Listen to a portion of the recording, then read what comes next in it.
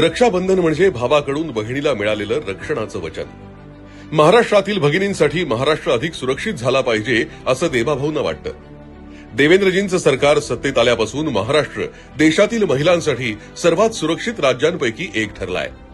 राज्यातील महिलांविरोधातील गुन्ह्यांचा दर हा प्रति 1 लाख महिलांमधून 8.6% इतका आहे आणि तोही सातत्यानं घटतोय, जेव्हा की अन्यत्र हा दर सरासरी 66.4% एवढा दिसून येतो. देवाभाऊंचं सरकार आल्यापासून राज्यात हुंडाबळी, बलात्कार अशा गंभीर गुन्ह्यांचं प्रमाण सातत्यानं कमी होत आहे आणि त्याचं एक महत्वपूर्ण कारण म्हणजे कठोर कायदा आणि सुव्यवस्था. एक काळ होता जेव्हा महिलांविरोधात गुन्हे करणाऱ्यांना राजकीय पाठबळ मिळायचं, मात्र देवाभाऊंच्या राज्यात हे खपवून घेतलं जात नाही. छत्रपती शिवरायांच्या महाराष्ट्रात आया बहिणींवर अत्याचार करणाऱ्यांना कठोर शासन केलं जातं. बदलापूर आणि अन्य घटनांमध्ये तातडीनं झालेला न्याय, लगेच स्थापन केल्या जाणाऱ्या एसआयटी आणि अन्य समित्या यांमुळे आता अशा गुन्ह्यांचा दर कमी झालाय.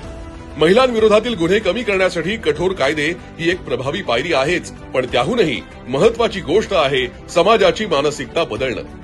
देवेंद्रजींनी हे ओळखलं आणि शासनाच्या माध्यमातून केवळ कायदेशीर कारवाईच नाही तर समाजाला योग्य दिशा देणारे अनेक उपक्रम हाती घेतले.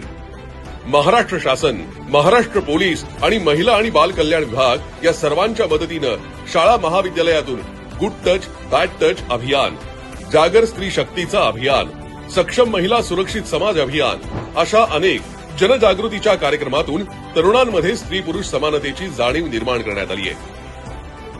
देवाभाऊंना वाटतं की महिलांचा आदर हा भीतीपोटी नाही, नीतिमूल्य आणि संस्कारांमुळे करायला पाहिजे आणि अशी संस्कारक्षम पिढी घडवण्याचं काम करतायत आपले देवाभाऊ. म्हणूनच महाराष्ट्रातील बहिणी म्हणतात, प्रगतीसाठी, सुरक्षेसाठी, सन्मानासाठी, आमच्यासाठी आमचा देवाभाऊ.